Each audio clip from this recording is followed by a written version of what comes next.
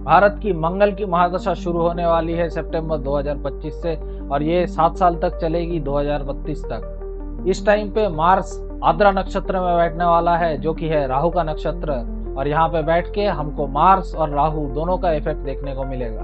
भारत की ये दशा हम सब के लिए बहुत सारे नए अपॉर्चुनिटीज लाएंगी और भारत को एक नई ऊंचाई तक ले जाएगी। आगे हम इस वीडियो में डिस्कस और एनालाइज करने वाले हैं भारत की कुंडली को, और हम प्रेडिक्ट करने वाले हैं जीडीपी और इकोनॉमिक पॉलिसीज भारत की। ये हम पहले भी कर चुके हैं इस वीडियो में, जहां पर भारत और पाकिस्तान के कॉन्फ्लिक्ट के बारे में हमने बोला है और प्रेडिक्ट किया है फ्यूचर इवेंट्स को, जिनमें से बहुत सारे मैच भी कर चुके हैं। आप देख रहे हैं astro Arnab, where astrology is simplified for you.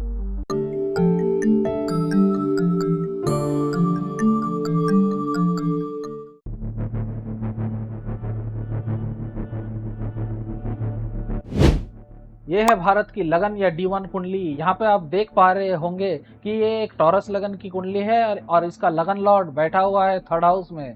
साथ ही यहाँ पे बैठा हुआ है पंचमेश मरकरी और भाग्येश सैटर्न।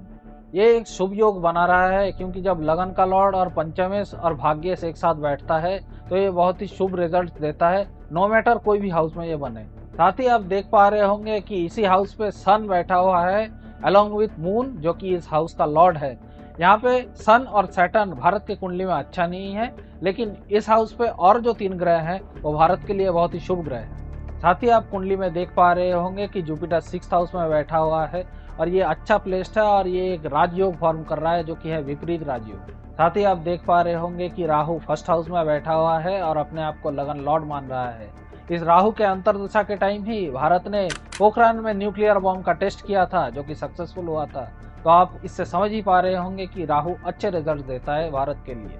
लेकिन आप देख पा रहे होंगे कि केतु 7th हाउस में बैठा हुआ है कुंडली के। भारत का केतु अच्छा नहीं है, क्योंकि भारत की जब केतु की महादशा चल रही थी तो भारत में बहुत सारा डिस्टेबलाइजेशन आ गया था। हमारे 2 प्राइम मिनिस्टर असैसिनेट हो चुके थे, हमारा इकोनॉमिक स्टेट डाउन हो चुका था। तब यहाँ पे खालिस्तान मूवमेंट अपने चरम पे था और कश्मीर में इंसर्जेंसी भी बहुत सारा बढ़ चुका था। अंत में हम आते हैं मार्स पे। मार्स है इस वीडियो का हमारा मेन मुद्दा, और भारत के कुंडली में मार्स 2nd हाउस में बैठा हुआ है। किसी भी कुंडली का 2nd हाउस रिप्रेजेंट करता है लिक्विड मनी को, वेल्थ एक्यूमुलेशन को, खाने पीने को। और हमारे भारत के लगन के लिए मार्स एनिमी है, और भारत के लगन में मार्स ओन करता है 7th और 12th हाउस को। इसीलिए यह महादशा मिक्स्ड रिजल्ट्स देने वाला है भारत के कॉन्टेक्स्ट में। हम आगे डिस्कस करेंगे कि ये रिजल्ट्स कैसे होंगे जब हम प्रेडिक्शंस के बारे में बात करेंगे। मार्च के महादशा के प्रेडिक्शंस को जानने से पहले हमको भारत के नवांशा की कुंडली को भी समझना पड़ेगा, जिससे हम एक एक्यूरेट प्रेडिक्शन तक पहुंच पाए। भारत के नवांश कुंडली में आप देख पा रहे होंगे कि एक मीन लगन की कुंडली है, जहां पर लगन लॉर्ड जुपिटर 3rd हाउस में प्लेस्ड है, जो कि अच्छा है। साथ ही जो 6th हाउस का लॉर्ड है सन, वो 1st हाउस में प्लेस है, जो अच्छा और बुरा दोनों रिजल्ट देंगे। साथ ही चंद्रमा जो 5th लॉर्ड है वो 6th हाउस में केतु के साथ प्लेस है, यानी चंद्रमा कुंडली में खराब है। केतु 6th हाउस लियो में बैठा हुआ है चंद्रमा के साथ, जो कि खराब है। साथ ही एक्वेरियस 12th हाउस में बैठा हुआ है, जो एक्वेरियस खुद का साइन होता है राहु का, तो एक अच्छा प्लेसमेंट है, यानी राहु का रिजल्ट ओवरऑल इंडिया के लिए अच्छा होगा। मरकरी जो 4th और 7th लॉर्ड है वो धर्म के हाउस में यानी 9th हाउस में बैठा हुआ है। 9th हाउस में बैठ के मरकरी अच्छा रिजल्ट नहीं देता है, तो मरकरी नवांश में इंडिया की कुंडली में खराब है। वेनस और सैटर्न 11th हाउस में बैठा हुआ है इंडिया की नवांश कुंडली में, तो एज रूल ऑफ कंजंक्शन कहता है वेनस अच्छा रिजल्ट देगा नवांश में और सैटर्न अच्छा रिजल्ट नहीं दे पाएगा। अब आप देखिए नवांश में भारत की कुंडली में मार्स 10th हाउस में बैठा हुआ है। 10th हाउस में मार्स को बल मिलता है। साथ ही ये जो मीन लगन है इसके लिए मार्स अति शुभ ग्रह है, तो ओवरऑल नवांश में मार्स की प्लेसमेंट अच्छी है।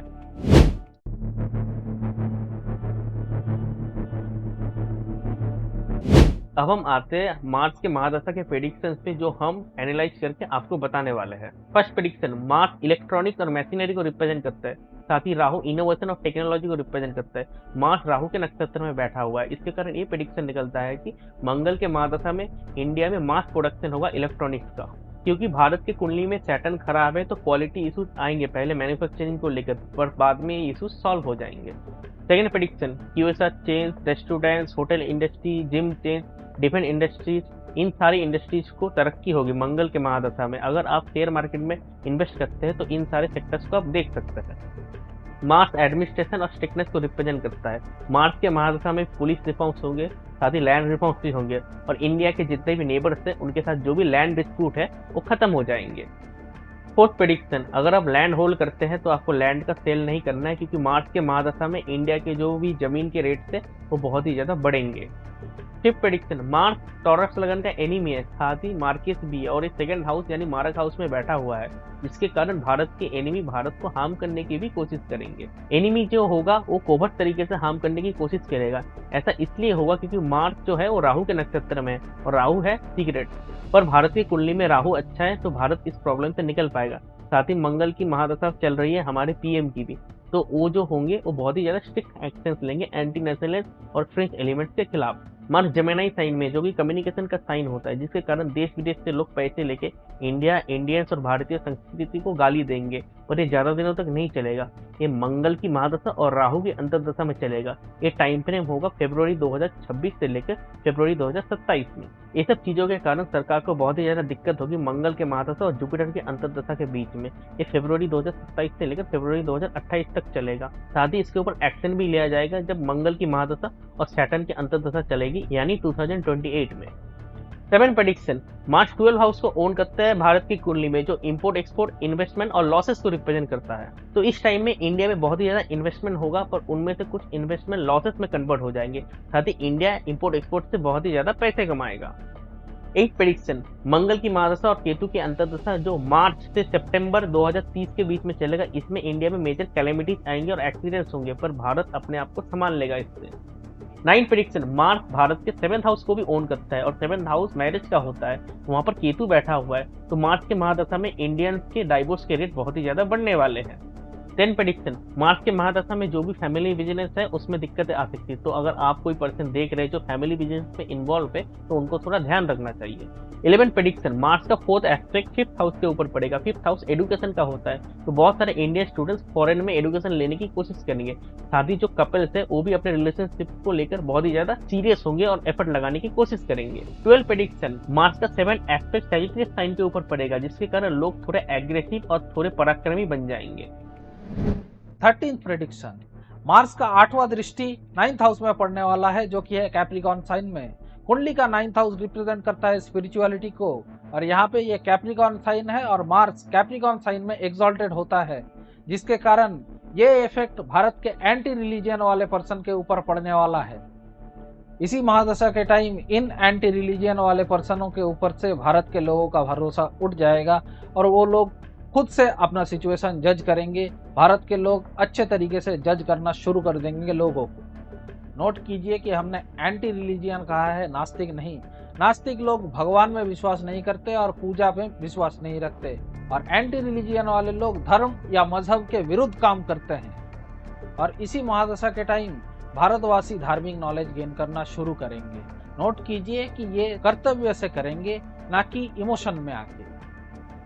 14th प्रेडिक्शन, मार्स नवांशा में भारत के कुंडली में अच्छा होने के कारण इस महादशा में जो भी नेगेटिव इफेक्ट्स आएंगे वो राहु के महादशा में पॉजिटिव हो जाएंगे, क्योंकि भारत सरकार और भारतवासी इन नेगेटिव इफेक्ट्स के जो भी नेगेटिव एस्पेक्ट्स हैं उनसे सीख लेंगे और ये पॉजिटिव में तब्दील हो जाएंगे राहु के महादशा के समय। 15th प्रेडिक्शन, इस महादशा के टाइम इंडिया का फर्टिलाइजर्स, ऑर्डिनेंस फैक्ट्री और डिफेंस कंपनीज में आपको बढ़ोतरी देखने को मिलेगा। साथ ही स्टॉक मार्केट में भी इनका बढ़ोतरी होगा।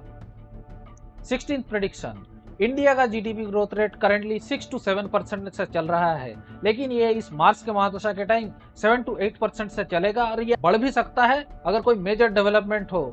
ये शायद आपको कम लग सकता है बाकी देशों की तुलना में, लेकिन ये 7% के नीचे कभी नहीं जाएगा। अगर हम बाकी देशों के बारे में बोलें तो करेंटली यूएसए का ग्रोथ रेट है 2.8% और चाइना का है 4%। 17th और आखिरी प्रेडिक्शन, इस टाइम पे भारत के लोग फिटनेस के प्रति बहुत ही ज्यादा अग्रसर होंगे, लेकिन ये जंक फूड के कंजम्पशन को भी बढ़ाएगा, क्योंकि 2nd हाउस रिप्रेजेंट करता है जंक फूड या फिर फैंसी फूड को।